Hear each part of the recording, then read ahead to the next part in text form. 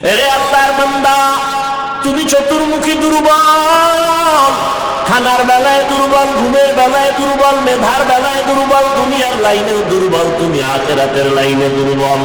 এখন যদি তুমি জান্নাতের পথে চলতে চাও, একা একা চলা যাবে না, তোমার সাহায্য নিতেই হবে। সাহায্য ছাড়া চলার কোনো রাস্তা নাই। তুমি কোরআন পড়তে জানো না, নবীর সুন্নাত কোনটা বুঝো না। এখন যারা সুন্নাত জানে, কোরআন জানে, তাদের কাছে যেতেই হবে।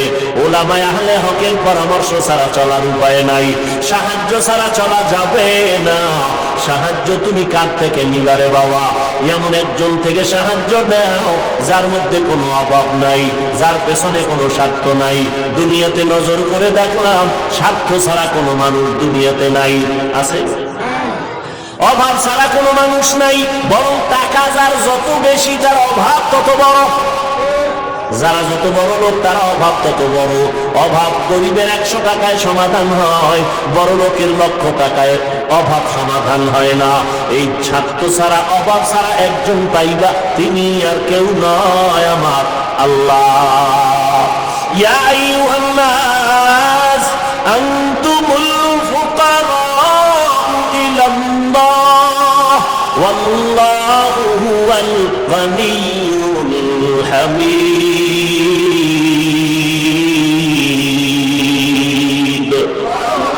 গর্তাওয়াকুল মিকুনি হর সফহ শারাম মিরাসানার রিজকে তু আজলামাকা। বাহাদুরি করিও না রে বাবা, অন্যের সাহায্য ছাড়া চলা যাবে না। দোয়াও কিন্তু একটা সাহায্য, দোয়াও সাহায্য। সাহায্য ছাড়া চলা যাবে না। মা বাবাই দোয়া করে, এর সাহায্যে আমরা বড় হয়েছি। মা বাবার ক্লান্ত পরিশ্রমের কারণে আমরা বড় হয়েছি, মা বাবার সহযোগিতায় বড় হয়েছি। কিন্তু স্বার্থ ছাড়া জমিনের মধ্যে কোনো মানুষ নাই, অভাব ছাড়া কেউ নাই। যার কোনো অভাব নাই তিনি হলেন আমার আল্লাহ, যার কোনো স্বার্থ নাই তিনি আমার আল্লাহ। এরে বান্দা, নিজের বড় মনে করলে ধ্বংস অনিবার্য। আল্লাহর এক বান্দা বড় আবেদ, আমার নবী সাহাবায়ে কেরামদের ঘটনা শুনাইতেছেন। বড় আবেদ, বনি ইসরাইলের ভেতরে নাম বড়, নাম ডাক বেশি, এত ইবাদত করতেছে। একদিন সিদ্ধান্ত নিয়ে নিল, ঘরের মধ্যে থাইকা ইবাদত একুরেট হয় না, মানুষের সাথে চলাফেরা, মানসিকতা নষ্ট হয়ে যায়। সিদ্ধান্ত নিয়া পাহাড়ের কিনারায় চলে গেল। পাহাড়ের উপরে উঠা ছোট্ট একটা রুম বানাইয়া ওইখানে আল্লাহর বান্দা ইবাদত করে। পাহাড়ের চূড়ায় সাধারণ মানুষ সেখানে যায় না, মানসিকতা নষ্ট হয় না। আল্লাহর বান্দা পাহাড়ের চূড়ায় গিয়ে ইবাদত করে। ঘরের ভেতরে মা বড় একা, আম্মাজান ঘরের মধ্যে বসে মোটামুটি জীবন যাপন করে। সন্তান আসে না, ইবাদতের মজা পাইয়া পাহাড়ের চূড়ায় উঠে ওখানে ইবাদত করে। একদিন মা মনে মনে ভাবলেন, আমার সন্তান আমার কাছে না আসলে তো আমি ও থাকতে পারে, আমি মা তো থাকতে পারি না। কারণ আমি মা, সন্তানের আমি গর্ভ ধারণ করে কত কষ্ট করেছি। মা সিদ্ধান্ত নিল, আমি হেঁটে হেঁটে পাহাড়ের কিনারায় যাইয়া আমার বাবার চেহারাটা একটু দেখা কলবের সান্ত্বনা দিব। আম্মাজান ঘুমের থেকে উঠা সকালবেলা সূর্যের গরম যখন শুরু, হেঁটে হেঁটে পাহাড়ের কিনারায় চলে গেলেন। আল্লাহর বান্দা আবেদ পাহাড়ের চূড়ায় ইবাদত খানায় নামাজ পড়ে আর আল্লাহরে সিজদা দেয়। আম্মাজান পাহাড়ের কিনারায় যাইয়া সূর্যের আলোতে উপরে তাকাইতে কষ্ট হয়, হাতটাকে কপালের সামনে নিয়ে ছায়া দিয়া উপরে হালকাভাবে তাকাইয়া এরপরে ডাক দিলেন, এই সন্তান, আমি তোর মা পাহাড়ের কিনারায় আছি, একটু দেখা দাও। আমি মা তোমার চেহারাটা দেখার জন্য পাগলের মতো হয়ে গেলাম। আল্লাহর বান্দা পাহাড়ের উপর থেকে মায়ের কণ্ঠের আওয়াজটা শুনছে। এমন সময় ডাক দিছে মা, যেই সময় আল্লাহর বান্দা নামাজে দাঁড়ানো। চিন্তায় পড়ে গেল, এখন কি মায়ের ডাকে সাড়া দিব নাকি আমার মাওলার সাথে আমি কথা বলবো? সিদ্ধান্ত নিয়েই বান্দা মায়ের ডাকে আর সাড়া দেয় নাই, নামাজে দাঁড়ায় গেল, নামাজের ভিতরে মশগুল হয়ে গেল। আম্মাজান দীর্ঘ টাইম কষ্ট করে দাঁড়াইয়া সন্তান যখন সাড়া দেয় না, মা হালকা একটু কষ্ট নিয়ে বাড়ির মধ্যে রওনা। বাড়িতে চলে আসলেন। ঠিক আছে বাবা, তুই ইবাদত কর, ওখানে থাক, আমার ডাকে সাড়া দিলি না, দুঃখ নিয়ে চলে গেলাম। মা বাসায় চলে গেল, কিন্তু মায়ের চোখে ঘুম হয় না। সন্তানের প্রতি যে মায়ের এত মায়া, ওই মায়ের সন্তান, মায়ের মা কখনো বুঝবে না। যদি সন্তানগুলো মায়ের কষ্ট বুঝতো, জীবনে কোনো সন্তান মায়ের কষ্ট দিতে পারতো না, মায়ের চোখের পানি ফালতে পারতো না। মা রাতের বেলা ঘুমাইতে পারে না, কষ্ট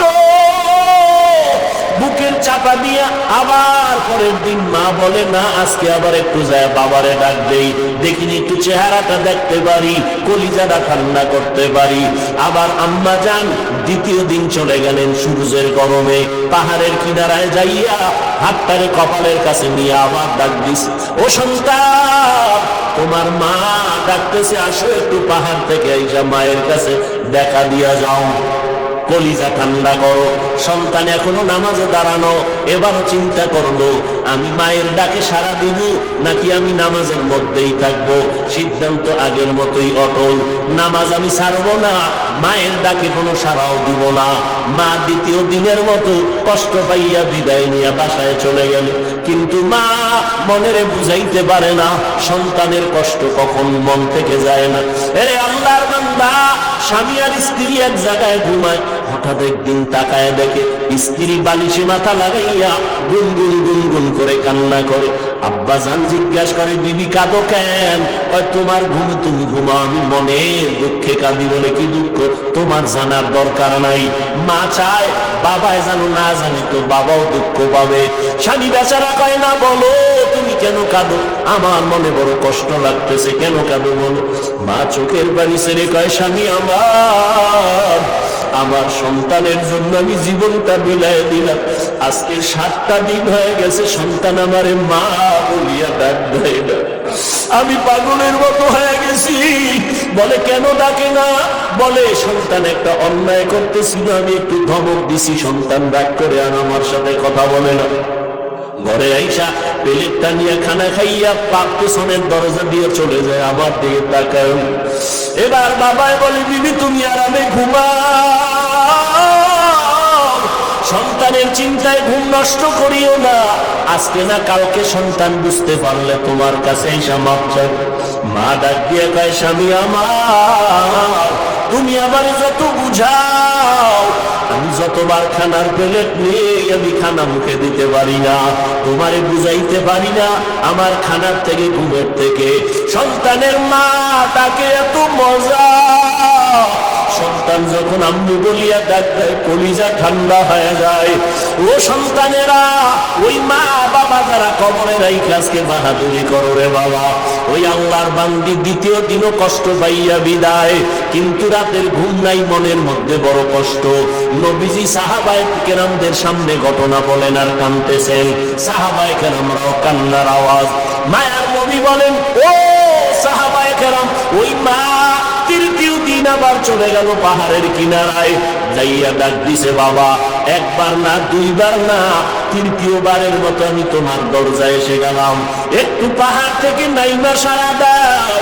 আজও সন্তান নামাজে দাঁড়ানো, আল্লাহর মহব্বতে আর মায়ের ডাকে সাড়া দেয় না। 2 দিন মা কষ্ট পাইয়া কিছু বলে নাই, চলে গেছে। আজকে কষ্ট পাইয়া আর নিজের কন্ট্রোল করতে পারে না, আসমানের দিকে তাকাই একটা কথা বলিয়াই ফেলছে। আসমানের দিকে তাকাইয়া বলে, ও আসমানের মালিক, এমন সন্তান দিয়া কি হবে আমার, যেই সন্তান আমার 3 দিনের কষ্ট বুঝলো না রে আল্লাহ, আমার মনটারে মানাইতে পারি না।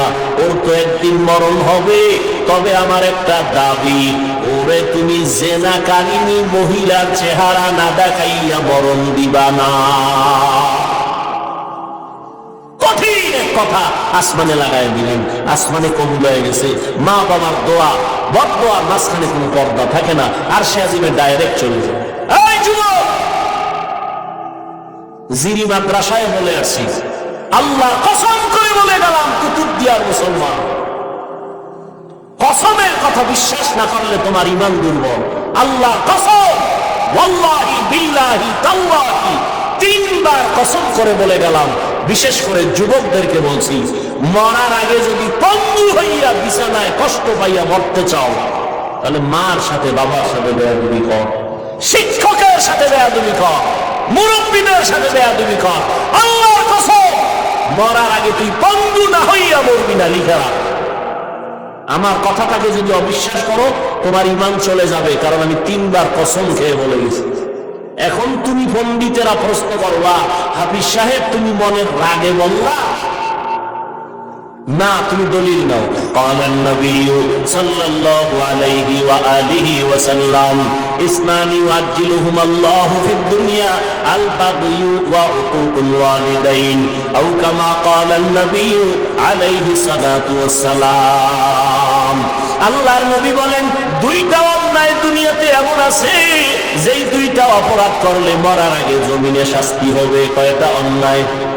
কি আপনাদের খারাপ লাগতেছে? মোনাজাত দিয়ে দিব? আমার তো কষ্ট, অনেক কষ্ট, মাইকটাও সুন্দর না, তারপর আপনাদের মহব্বতে কথা বলতেছি গলা ফাটাইয়া, কি করার। তারপর আপনারা বসলে একটু আমি কথা ফিনিশিং দিয়ে আসতেছি, আর একটু সামনে আগাবো। আল্লাহ সবাইকে কবুল করে। হ্যাঁ, মদিনার নবী বলেন 2টা অপরাধ আছে, যদি দুনিয়াতে করো মরার আগে শাস্তি হবে, মরার পরে নয়। 1 নাম্বার অপরাধের নাম জুলুম, 2য় অপরাধের নাম হলো মা বাবার সাথে বেয়াদবি। যারা মা বাবার সাথে বেয়াদবি করবে নবী বলেন তাদের শাস্তি হবে মরার আগে দুনিয়ার জমিনে। যারা জুলুম করবে, ওস্তাদের ইজ্জতের উপর আঘাত করবে, ভাইয়ের উপরে জুলুম করবে, বোনের উপরে জুলুম করবে, প্রতিবেশীর উপরে জুলুম করবে, গরিবের উপরে জুলুম করবে, এই জালেমের বিচার আমার আল্লাহ মরার আগেই করে নিবেন। ও আল্লাহর বান্দারা, মা যখন কথাটা বলেই ফেললেন আসমানে কবুল হয়ে গেল, কি বদদোয়া করলেন? মা গেছেন, ভুলে গেছেন? জেনাকারিনী মহিলার চেহারা না দেখাইয়া মারবা না, মা কিন্তু কঠিন কয় নাই। যদি কইতো জেনা না করাইয়া মারবা না, এটা আরো কঠিন হয়ে যায়। মা একটু পাশ কাটায় বললেন ও জেনা টেনা করবে না, কিন্তু জেনাকারিনী মহিলার চেহারা দেখে মরবে, এটাও একটা অভিশাপ। একটু মহিলা দেখবে না, কারণ আমার বাচ্চা তো ইবাদত করে পাহাড়ের চূড়ায়, সে কোনো নারী দেখবে না, কিন্তু দেখতে গেল যেন নামাজি না, একটা জেনাকারিনী নারী দেখবে। পুরা বনি ইসরাইলের মাঝে প্রশংসা, পাহাড়ের চূড়ায় আল্লাহর বান্দা এত পরিমাণে ইবাদত করে যে তার ইবাদত আল্লাহর প্রতি এতটা অগাধ বিশ্বাস, পৃথিবীর কেউ তাকে আল্লাহ থেকে বিন্দু পিছপা ঘটাতে পারবে না, গাফেল করতে পারবে না। ওই এলাকার এক সুন্দরী মহিলা, রূপসী, সে কয় এত প্রশংসা তার, তারে কেউ আল্লাহ থেকে আলাদা করতে পারবে না। না, কেউ পারবে না। আমি পারবো না। সুন্দরী মেয়ে বলে আমি পারবো। এই মেয়ে হাঁটতে হাঁটতে ওই পাহাড়ের চূড়ায় উঠছে, উঠে দেখে আল্লাহ বান্দা নামাজে দাঁড়ানো, ওর কান শুধু আল্লাহর সেজদা দেয়, নামাজে দাঁড়ায়, তেলাওয়াত করে, এদিকে কাজ চলতেছে, নামাজ আর নামাজ আর নামাজ। ওই মহিলা আল্লাহর আবেদ বান্দার সামনে দাঁড়ালো,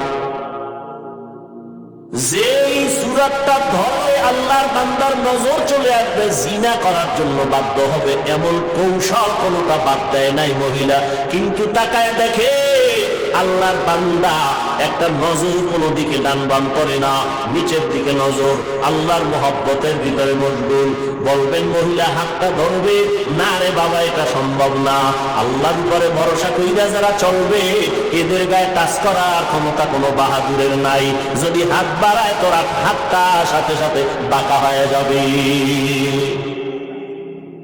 ইব্রাহিম নবী বিশ্ব সুন্দরী সারাকে নিয়ে যাইতেছিল মিশরের উপর দিয়া, জালেম বাদশা খবর পাইয়া সুন্দরীর টাইনা নিয়ে আসে। ইব্রাহিম নবী গাছতলায় বয়ে খায়, আল্লাহ আমি না নবী, আমার স্ত্রীর উপরে যদি আঘাত করে চরিত্রের, তামার নবুয়তের হালাত কি হবে? আল্লাহ কয় হেফাজত আমি করব, তোমার ভয় লাগে?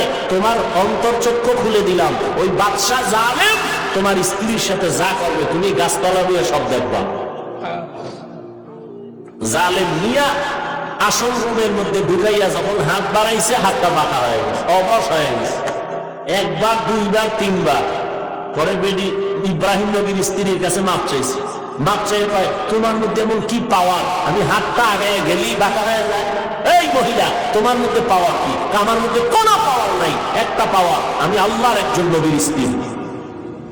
তাই নাকি? বলে হ্যাঁ। কই সে নবী? বলে গাছতলায়। ডাকো, সম্মানের সাথে ডাকো, মাফ করে দাও আমাকে, অন্যায়ের থেকে মাপ চাইলাম। এইবার বাদশা দায়িকা নবীরে মেহমানদারি করাইয়া ওই বাদশার এক খাদেমা হাজেরা এরে দিয়া দিল ইব্রাহিম নবীর খেদমতে, সন্তান টন্তান নাই, শুইনা দিয়ে দিছে। ইব্রাহিম নবী বিবাহের বন্ধনে আবদ্ধ কইরা এরপরে সে 80 বছরের পরে মাওলা একটা সন্তান দিলেন ইসমাইল নামে। তাও প্রথম স্ত্রীর থেকে নয়, দ্বিতীয় স্ত্রী হাজেরা আলাইহাস সালাম থেকে। এই মহিলা পাহাড়ের চূড়ায় উঠা আল্লাহর বান্দার সামনে যত অপকৌশল করার প্রয়োজন করছে, কিন্তু বান্দার দিলকে তার দিকে আকৃষ্ট করতে। এই যুবক, বুঝো কিছু, তুমিও মুসলমান, আর তোমার মন আকৃষ্ট করবে কিভাবে? তুমি আকৃষ্ট আর একজনকে করতেছ। একজনকে করলে তো হইতো যে হ্যাঁ একবারই মাইয়ার মন আকৃষ্ট করে বিয়ে করে জীবন চালায়। তুমি করতে করতে 10টা মাইয়ার জীবনের উপরে আক্রমণ করেছ। এর ঝাল আল্লাহ দুনিয়ায় মিলাবে, মরার পরে না। জুলুম করেছ নারীর ইজ্জতের উপরে, বিচার হবে মরার আগে, রাসূলের হাদিস। মহিলা এবার সার্থক না ব্যর্থ? দেখছেন নি আমরা এরকম দোষ? পাহাড়ের চূড়ায় মহিলা কি সার্থক না ব্যর্থ? সার্থক। ব্যর্থ হয়ে গেল, পুরুষের সাথে দুর্বল হয়ে গেল, পারবো না, জিতবে নাই মারছে নিচে। যখন সোজা পারি না, এবার বাঁকা তোর ঠিক করুন। বাঁকা কি নিচে নাইমা চলে গেল। ওই পাহাড়ের পাশে একটা বিশাল খোলা ময়দান, ময়দানের ভিতরে একটা রাখাল বকরি চড়ায়। ওই রাখালকে ধরলো, রাখালের সামনে যাইয়া অপকৌশল করে রাখালের সাথে জিনা করেছে এই নারী। একটা ছেলে সন্তান হয়ে গেল। ছেলে সন্তানটা হাতের মধ্যে নিয়া ওই বেশ্যা নারী এলাকায় ঘুরে আর কয়েক বাচ্চা হলো ওই পাহাড়ের চূড়ায় আবেদওয়ালা বান্দার বাচ্চা। দেখছেন নি কারবার? ঘুমাইতেছেন আপনারা না? আর যে ওয়াজ চলে এত পুরানো ওয়াজ, আপনারা সবাই জানেন, ঘুমাইলেই হয়। বাচ্চা কার জানেননি? কার কার? আর মহিলা প্রচার করে কার? আল্লাহ জানেনি। মায়ের বদদোয়া একদিক, ওদিকেও আল্লাহর কাছে কামতেছে। দুই দ্বিমুখী সংঘর্ষ চলতেছে। একদিকে মা কইছে যে না কারিনী মহিলার চেহারা দেখাও, ওদিকেও আল্লাহরে ডাকতেছে যেন ইজ্জত নষ্ট না হয়। মহিলা যখন এই বাচ্চা নিয়ে মানুষের কাছে কান্দে আর কয় বাচ্চা ওই তোমরা আবেদে, তোমরা যারা তো গুণগান গাইছো, ওই বাচ্চা জিনার বাচ্চা, অবৈধ বাচ্চা। মানুষ সব শুই না, যারে এত কলিজা দিয়ে ভালোবাসি তার অবস্থায় এই লাঠি টাঠি নিয়ে এবার পাহাড়ে উঠা, আরে ফিডা খানকা টানকা সব ভেঙ্গে যখন আল্লাহর বান্দার উপরে আঘাত শুরু করেছে, বান্দা বলে তোরা আমার গায়ে হাত দাও কেন? বলে এই খবর। তাই নাকি? বলে হ্যাঁ, আল্লাহর জাতের কসম, আমার দ্বারা এমন কোন অপরাধ হয় নাই। কে বলেছে? আমাদের এলাকার সেই রূপসী নারী, তাকে ডাকো। এবার জেনাকারিনী মহিলাকে ডাকাও। জেনাকারিনী মহিলাকে ডাকার পর আল্লাহর বান্দা আবেদের সামনে জেনাকারিনী মহিলা দাঁড়ানো। মা কইছে আল্লাহ আমার সন্তানের জেনাকারিনীর চেহারা না দেখাইয়া মরণ দিন। এই ঘটনা শুনে জেনাকারিনী মহিলা বাচ্চা নিয়ে হাজির। আল্লাহর বান্দা সিজদায় পড়ে কান্না করে কয় আল্লাহ তুমি আমারে মাফ করিয়া দাও, উম্মতের সামনে তুমি সত্যটারে জাহের করে দাও, সত্যটারে তুমি প্রকাশ করে দাও, ইজ্জতের হেফাজত করো। নামাজ পড়ে কান্নাকাটি করে দোয়া করে এইবার মহিলার সামনে দাঁড়াইল। মায়ের বদদোয়াটা এইবার কবুল হয়ে গেল। এইবার মহিলার কয় তুই নাকি আমার বিরুদ্ধে বলেছো? কয় হ্যাঁ। কি বলছো? কয় বাচ্চা তোমার। কয় নাউযুবিল্লাহ, বাচ্চা আমার? বলে হ্যাঁ। দে বাচ্চা আমার কোলে দে। আল্লাহর বান্দা বাচ্চাটা কোলের মধ্যে নিয়া এরপর বাচ্চার একটু হাত স্পর্শ করে এই বাচ্চা তুই বল। বাচ্চা তো দুধের মাত্র বাচ্চা, কথা বলতে পারে না। বল তোর বাপকে।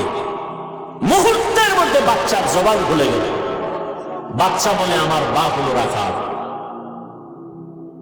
আমার বাপকে? মায়ের কোলে দুধের বাচ্চা কথা বলেছেন যেমন মারিয়াম আলাইহিস সালামের সন্তান ঈসা আলাইহিস সালাম। মায়ের কোলে দুধের বাচ্চা ঈসা নবী কথা বলেছেন শিশু অবস্থায়। ইউসুফ নবীরে যখন জুলাইখা আটকাইয়া দিছিল, স্বামীর সামনে জুলাইখা, স্বামীর সামনে ইউসুফ দাঁড়ানো। যখন এগুলো সব স্পষ্ট হলো, ইউসুফ নবী বলল আমার কোনো দোষ নেই, জুলাইখার দোষ, সাক্ষী দাও। ইউসুফ নবীর সামনে তখন এক মহিলা দুধের বাচ্চা নিয়ে দাঁড়ানো। ইউসুফ নবী বললেন আমি সত্যবাদী না জুলাইখা সত্যবাদী, দুধের বাচ্চা সাক্ষী দিবে। বাচ্চা কয় বাচ্চা কথা বলতে পারিনি, কয় প্রশ্ন করার দায়িত্ব তোমার, জবাব দেওয়ার দায়িত্ব এই বাচ্চা। যখন জিজ্ঞেসে বাচ্চা কথা বলে দিছে, কোরআন শরীফের আয়াত, বাচ্চা ইউসুফ নবীকে নির্দোষ প্রমাণের জন্য একটা স্কেল দিয়ে দিছে। এরে কুতুবদিয়ার মুসলমান, আমার মাওলার কুদরত বড় কঠিন। মায়ের বদদোয়াটাও আল্লাহ কাজে লাগাইলেন, জেনাকারী নারীর চেহারা পর্যন্ত দেখাইয়া দিলেন। আবার বাচ্চার মাধ্যমে আল্লাহর বান্দার ইজ্জতের হেফাজত করলেন। সত্যের উপরে যদি চলো রে বাবা, মা বাবার দোয়া নিয়ে যদি আগাইতে পারো, দুনিয়ার কোনো ভয় নাই, হালাল খাইয়া চলবা, আল্লাহ বিজয়ের মালা গলায় পরাইয়া দিবেন। কয়দিন আর দুনিয়ায় বাহাদুরি করবা রে বাবা, আল্লাহ যদি সমুদ্রের একটু হুকুম করে একটু গরম হয়ে যা, রাতের ঘুমের মধ্যে 1 মিনিট লাগবে না, কুতুবদিয়ারে ধ্বংস করার জন্য 1 মিনিটও লাগবে না। আল্লাহ কয় বান্দা আমার স্মরণ কর, আমি আল্লাহর কাছে সাহায্য চাও। সাহায্য কেমনে চাইবা? ধৈর্য আর নামাজের মাধ্যমে সাহায্য প্রার্থনা করো। আজকে আমাদের ভেতরে ধৈর্যের বড় অভাব, নামাজের বড় অভাব। ও যুবকেরা, ও পর্দার আড়ালের আম্মা জানেরা, আজকে নামাজের এত বয়ান, এক বেলার নামাজ ছেড়ে দেওয়ার কোনো সুযোগ নাই। ও যুবক, এক বেলার নামাজ ছাড়ার কোনো কায়দা নাই, অথচ তুমি নামাজ পড়ো না রে বাবা। আজকে আমি তোমাকে কিন্তু এই কথা বলি নাই আমগো মতো হুজুর হইয়া যাও, পাঁচ তুমি মাথায় দাও একবারও বলি নাই, কওমি মাদ্রাসায় পড়ো তাও বলি নাই, স্কুলের লেখাপড়া বন্ধ করো তাও বলি নাই। বরং বাবা তুমি চাকরি করো, ব্যবসা করো, স্কুল কলেজে পড়ো, কোনো বাধা নাই। ওখানে থাইকা আল্লাহর হুকুম নবীর তরিকা মতো নামাজ পড়ো, মা বাবার দোয়া নিয়ে সামনে আগাও, ওলামায়ে কেরামের পরামর্শ নিয়ে চলো, নবীর সুন্নাতের মালা গলায় লাগাও। খবরদার, কপাল পোড়া যদি হইয়াই থাকো, তাহলে কিন্তু তোমার কপাল দুনিয়াতেও শেষ, আখিরাতেও শেষ। কিছু কপাল পোড়া এমন আছে, বুঝাইলে উল্টা আমারে বুঝানোর চেষ্টা করে। যদি কই ভাইজান টুপি কেন পরো না, ও তো বলা দরকার ভাই হুজুর টুপি মাথায় দেওয়া দরকার, নবীর সুন্নাত, এটা তো কোনো পিশাবের সুন্নাত না, নবীর তরিকা। হুজুর আমি পারি না, দোয়া করবেন, চেষ্টা করব। কিন্তু কিছু নেব খারাপ, বেপরোয়া আল্লাহর বান্দা, এদের জবাবটা এমন অহংকারী জবাব। তাই হুজুর টুপি মাথায় না দিলে অসুবিধা কি? টুপির মধ্যেই কি ইসলাম? দাড়ির মধ্যেই কি ইসলাম? পোশাকের মধ্যেই কি ইসলাম? এই রকম বেপরোয়া আল্লাহর বান্দা নবীর দুশমন আছে না? না, টুপির মধ্যে ইসলাম নাই, দাড়ির মধ্যে নাই, পোশাকে নাই, পর্দায় নাই, হালালে নাই, তুই ইসলাম কই? সমুদ্রের তলদেশে। বিনয়ী হয়ে যাও রে বাবা, নিজের ছোট বানাইয়া চলো। কোন আলেম যদি বলে বাবা নামাজ কেন পড়ো না, তোমার জবাব থাকবে হুজুর নামাজ অবশ্যই পড়া দরকার, আমি চেষ্টা করি পারি না, একটু দোয়া কইরা দেন সামনের থেকে যেন নামাজ বইয়া ফেলাইতে পারি। বিনয়ের সাথে দোয়া চাওয়ার চেষ্টা করো। অপরদিকে মা বাবার দোয়া নিয়ে আগাও। ও যুবক ভাই, আমি তোমার সামনে উদাহরণ পেশ করি, সব জায়গায় বলি, তোমার মতো যুবক 5 বেলার নামাজ পড়ে, এই জমিনের মধ্যে স্কুল কলেজে পড়িয়াও নামাজ পড়ে আছে না নাই? ভাইরা আমার, 5 বেলার নামাজ পড়ে অভাব নাই। তোমার আমার মতো যুবক সন্তান নবীর তরিকা মতো চলে, চাকরি করে, ব্যবসা করে, অভাব নাই। আল্লাহর মোহাব্বত নিয়া আল্লাহর কাছে তওবা করো, তওবার দরজা খোলা। মনে মনে বলো, হে আল্লাহ, আর নামাজ ছাড়বো না, বেপরদায় চলবো না, মা বাবাকে কষ্ট দিব না, উলামায়ে কেরামের পরামর্শ নিয়ে চলবো, নবীর তরিকায় চলবো, উলামায়ে কেরামের পরামর্শ নিয়ে চলবো, নবীর সুন্নাত মেনে চলবো। আল্লাহর কাছে যদি তওবা করার নিয়ত হয়, খাঁটি তওবা করার নিয়ত যাদের আছে, দুটো হাত আমার আল্লাহকে দেখায়া দাও। আয় আল্লাহ, আমাদের হাতগুলো কবুল করে নেন, তওবা কবুল করে নেন, তওবার উপরে মজবুত হইয়া চলার মতো তৌফিক দান করেন, আমিন। আলহামদুলিল্লাহি রাব্বিল আলামিন, ওয়াসসালাতু ওয়াসসালামু আলা সাইয়্যিদিল আমবিয়াই ওয়াল মুরসালিন ওয়া আলা আলিহি ওয়া আসহাবিহি আজমাইন। ইয়া আরহামার রাহিমিন, ইয়া আরহামার রাহিমিন, ইয়া